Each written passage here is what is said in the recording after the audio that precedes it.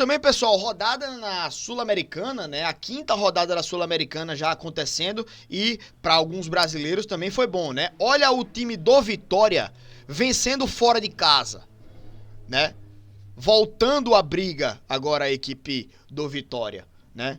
Muito bom resultado para o nordestino aí que representa o Nordeste, né, nessa competição. Antes de falar mais sobre esse campeonato, já dá o like aqui nesse vídeo se você estiver assistindo o corte, dá o like na live se você estiver acompanhando aqui a nossa live, né, e manda teu comentário aí também o que é que você acha sobre a Sul-Americana. Campeonato que eu falava que os brasileiros parecem não estar levando muito a sério. Os brasileiros parecem estar meio desconectados. Olha o Cruzeiro, fudido, né? Ganhou quando já não adiantava mais nada, né? Mas enfim, o Vitória agora mostra que tem interesse nesse campeonato também, né? E agora, em segundo colocado, joga na última rodada agora contra a Universidade Católica, né? Defensa e Justiça e Cerro Largo. Se empatarem aqui, o Vitória já tá classificado, perdão aí pra galera do Vitória, né? Mas se o Vitória vê o empate entre esses dois aqui, já está classificado, né? E um dos dois ganhando a partida, o Vitória precisa de um empate, talvez. Porque se, por exemplo, o Defensa e Justiça fizer 2-0 e o Vitória empatar em 0-0, o Defensa e Justiça passa o Vitória, né? Então, para garantir matematicamente, tem que ganhar. Difícil é ganhar da Universidade de Quito lá dentro, né? Universidade Católica. Difícil ganhar deles lá dentro. Um empate pode garantir o Vitória, assim como perder o jogo também pode garantir, né? Mas aí fica dependendo do resultado do outro jogo.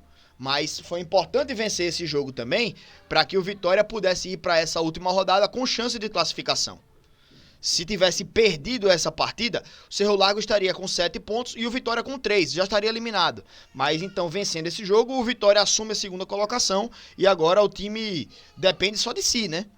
Mas vai ser difícil ainda assim na última rodada, certo?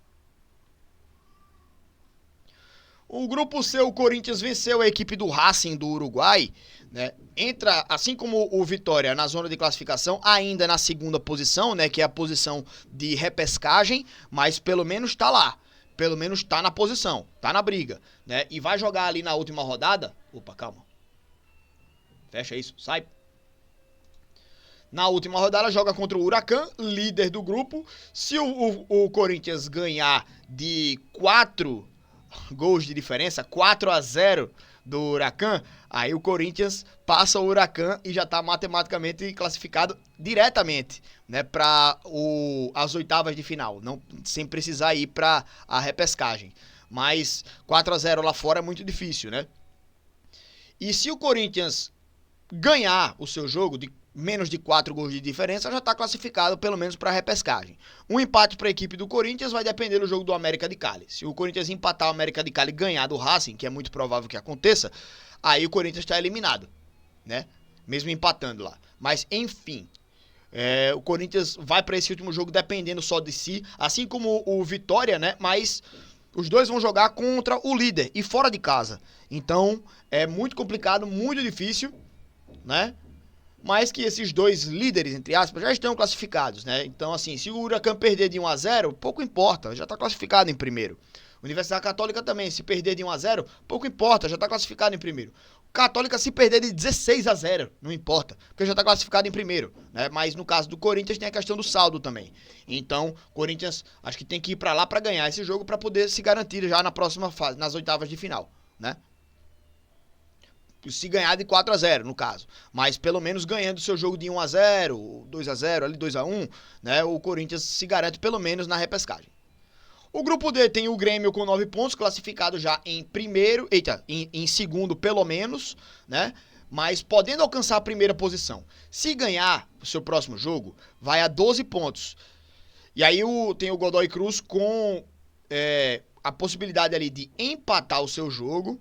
E se o Grêmio ganhar de 2 gols de diferença e o Godoy Cruz empatar, aí vai pro saldo de gols, né? Mas aí ficam aí nessa disputa. O Godoy Cruz acho que vai ganhar o seu jogo, assim como o Grêmio, e os dois vão nessas posições mesmo aqui. Mas o Grêmio já está classificado pelo menos em segundo lugar. O Cruzeiro, que já estava eliminado, não alcançaria mais o Palestino. O Palestino já estava com 9 pontos e o Muxuque Runa com 10. O Cruzeiro tinha um só. Aí agora que não vale mais nada, o Cruzeiro vai lá e ganha o jogo. Tá ligado? Então assim, ganhou quando não importava mais, né? Então, é demérito do próprio Cruzeiro, essa situação. Grupo F tem a equipe do Fluminense vencendo o União Espanhola. Vai a 10 pontos e fica a 2 pontos apenas da equipe do Once Caldas. Na última rodada, duelo direto, o Fluminense, se ganhar, é primeiro colocado, se empatar ou perder, é segundo. Mas joga em casa, dependendo só de si, para poder se classificar em primeiro. Então aqui o Fluminense tem uma bela de uma chance de se classificar já direto para as oitavas de final. O grupo G tem o Vasco, que perdeu para a equipe do Lanús. Mas o principal do Vasco, assim como o Vitória, né, foi ter tomado esse apavoro do Puerto Cabelo, né? Que, piadas à parte, é o principal direto de Porto Calvo, cidade daqui de Alagoas, né? Mas, enfim, o Puerto Cabelo ter ganho do Vasco foi, acho que, o principal fator para o Vasco estar nessa situação complicada. Se não tivesse perdido esse jogo, um empate aqui ainda teria sido ruim, né? Teria 6 pontos aqui a equipe do Vasco.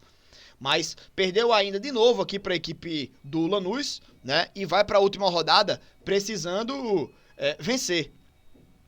Precisando vencer, joga direto contra a equipe do Melgar, mas precisa ganhar o seu jogo, né? Ganhando de 1-0, passa de fase. Se empatar, tá fora. E o Lanús já classificado em primeiro lugar do grupo, né? Já diretamente para as oitavas. O Vasco, para ir para pelo menos a repescagem, precisa ganhar o seu jogo. Joga dentro de casa, tem a vantagem do mando de campo, mas tem a obrigação de ganhar, ou está eliminado da Sul-Americana.